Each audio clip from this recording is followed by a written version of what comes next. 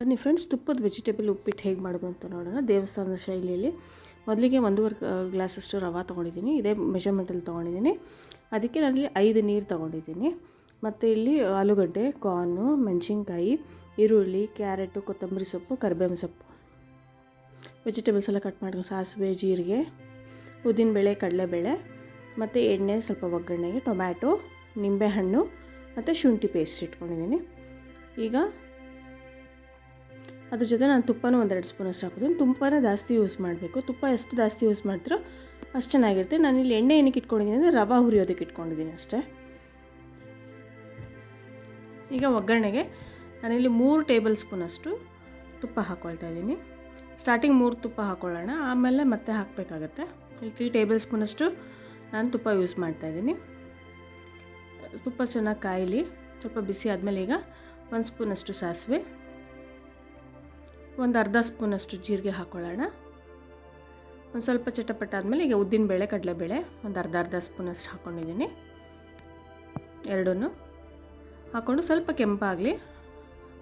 So 1-2 ನಿಮಿಷ ಹಿಂಗೆ fry ಮಾಡಿಕೊಂಡು ಈಗ ನಾನು ಕರಿಬೇವು ಸೊಪ್ಪು ಹಾಕ್ಕೊಳ್ತಾ ಇದ್ದೀನಿ. ಕರಿಬೇವಿನ ಸೊಪ್ಪು ಒಂದು 3 ಕಡ್ಡಿಯಷ್ಟು ತೊಗೊಂಡಿದ್ದೀನಿ. ಅದು ಸ್ವಲ್ಪ ಸಿಡಿಲಿ. ಕರಿಬೇವು ಸೊಪ್ಪು ಸ್ವಲ್ಪ ಚಟಪಟ ಸಿಡಿದ್ಮೇಲೆ ಸ್ವಲ್ಪ ಫ್ರೈ ಮಾಡ್ಕೊಳ್ಳೋಣ. ಕರಿಬೇವು ಸೊಪ್ಪು ಸ್ಮೆಲ್ ಬರುತ್ತೆ, ಅಲ್ಲಿವರೆಗೂ ಚೆನ್ನಾಗಿ ರೋಸ್ಟ್ ಮಾಡ್ಕೊಳ್ಳೋಣ.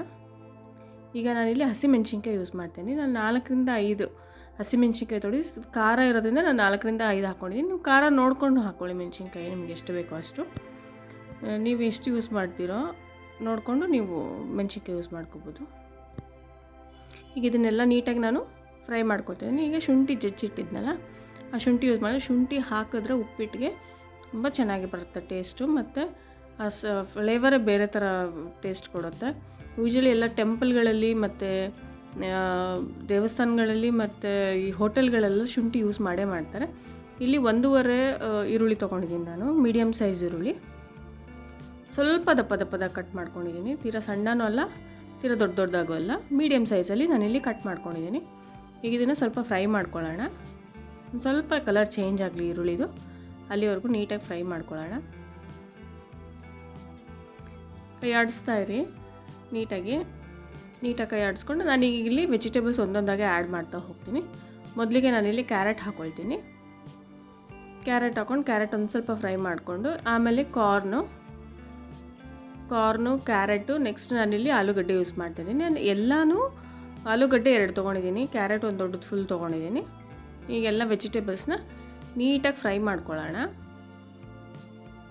ಕಲರ್ ಚೇಂಜ್ ಆಗೋವರೆಗೂ, ತರಕಾರಿದ ಕಲರ್ ಚೇಂಜ್ ಆಗಬೇಕು, ಆಲೂಗಡ್ಡೆದು ಕಲರ್ ಚೇಂಜ್ ಆಗಬೇಕು, ಮತ್ತು ಕ್ಯಾರೆಟ್ ಒಂದು ಸ್ವಲ್ಪ ಸಾಫ್ಟ್ನೆಸ್ ಬರೋವರೆಗೂ ನಾವು ನೀಟಾಗಿ ಫ್ರೈ ಮಾಡ್ಕೊಳ್ಳೋಣ. ಸ್ವಲ್ಪ ಉಪ್ಪು ಹಾಕ್ಕೊಳ್ಳೋಣ, ಸೊ ದಟ್ ಸ್ವಲ್ಪ ಬೇಗನೆ ಬೇಯುತ್ತೆ. ನನಗೆ ರುಚಿಗೆ ತಕ್ಕಷ್ಟು ಉಪ್ಪು ಯೂಸ್ ಮಾಡ್ತಿದ್ದೀನಿ. ನೋಡ್ಕೊಳ್ಳಿ, ನಿಮ್ಗೆ ಉಪ್ಪು ಎಷ್ಟು ಬೇಕು ನೋಡ್ಕೊಂಡು ಹಾಕ್ಕೊಳ್ಳಿ. ಉಪ್ಪು ಹಾಕಿ ಫ್ರೈ ಮಾಡೋದ್ರಿಂದ ಸ್ವಲ್ಪ ಬೇಗನೆ ಬೇಯುತ್ತೆ, ಸೊ ಹಾಗಾಗಿ ಉಪ್ಪು ಹಾಕಿ ಫ್ರೈ ಮಾಡೋದು.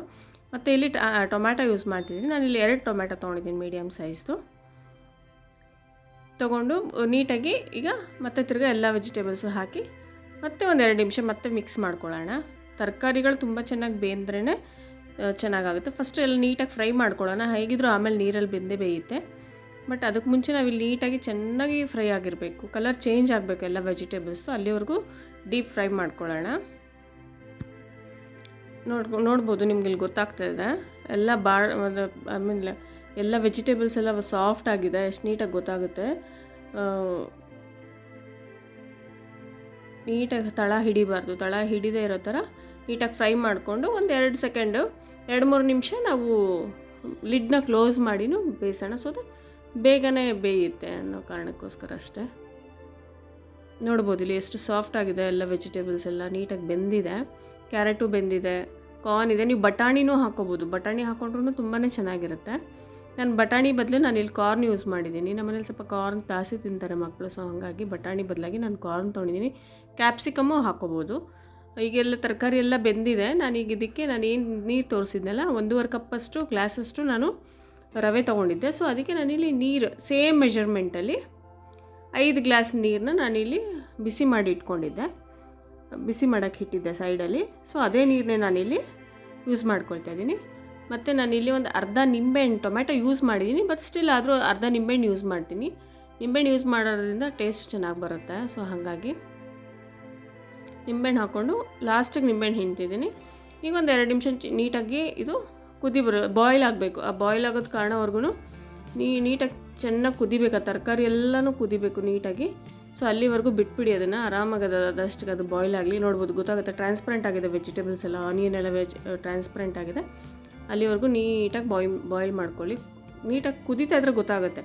ಇವಾಗ ಉಪ್ಪಿಟ್ಟಿಗೆ, ನಾರ್ಮಲ್ ಉಪ್ಪಿಟ್ಟಿಗೆ ಹೆಂಗೆ ಕುದಿಸ್ತೀರೋ ಹಾಗೆ ಸೇಮ್ ಎಲ್ಲ ನೀಟಾಗಿ ಕುದಿಸ್ಕೊಂಡು ಈಗ ರವೆ ಮಿಕ್ಸ್ ಮಾಡಿ, ಅಲ್ಲೊಂದು ಕ್ಲಿಪ್ ಮಿಸ್ ಆಗಿದೆ. ನಾನಿಲ್ಲಿ ಕುದಿಯೋದು ಸ್ಟಾರ್ಟ್ ಆಗಿದ ತಕ್ಷಣ ನಾನಿಲ್ಲಿ ರವೆ ಹಾಕಿದ್ದೀನಿ. ನೋಡ್ಬೋದು, ರವೆ ಕಾಣ್ತಿದೆ. ನಾನು ಫುಲ್ ಏನು 1.5 ಗ್ಲಾಸಷ್ಟು ನಾನು ರವೆ ಹುರ್ಕೊಂಡಿದ್ನೋ ಕಂಪ್ಲೀಟ್ ಎಲ್ಲ ರವೆನೂ ಇದಕ್ಕೆ ಹಾಕಿದ್ದೀನಿ. ಹಾಕಿ ಮೇಲೆ ಸ್ವಲ್ಪ ಕೊತ್ತಂಬರಿ ಸೊಪ್ಪು ಯೂಸ್ ಮಾಡ್ತಿದ್ದೀನಿ. ಕೊತ್ತಂಬರಿ ಸೊಪ್ಪು ಹಾಕಿ ನೀಟಾಗಿ ಎಲ್ಲ ಮಿಕ್ಸ್ ಮಾಡ್ಕೊಳ್ಳೋಣ ಇನ್ನೊಂದು ಸಲ. ಆಗಲೇ ಮಾಡ್ತಾನೆ ಸ್ಮೆಲ್ ಗಮ್ಮಂತ ಬರ್ತಾ ಇದೆ ಉಪ್ಪಿಡ್ದು. ನೀಟಾಗಿ ಮಿಕ್ಸ್ ಮಾಡ್ಕೊಳ್ಳೋಣ. ಎಲ್ಲ ವೆಜಿಟೇಬಲ್ಸ್ ಎಲ್ಲ ಹಾಕಿ ಚೆನ್ನಾಗಿ ಬಾಯ್ಲ್ ಆಗಬೇಕು.